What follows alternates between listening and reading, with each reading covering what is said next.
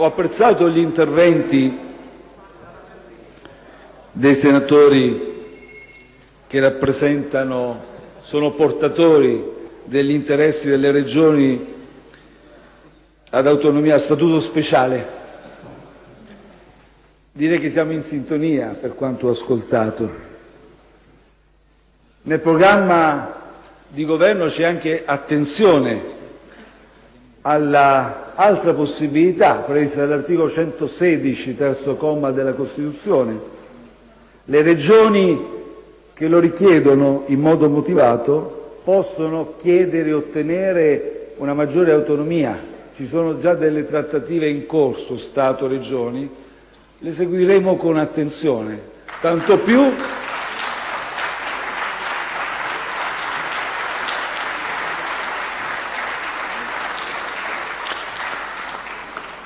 se queste iniziative si radicano su istituti di democrazia diretta. C'è stato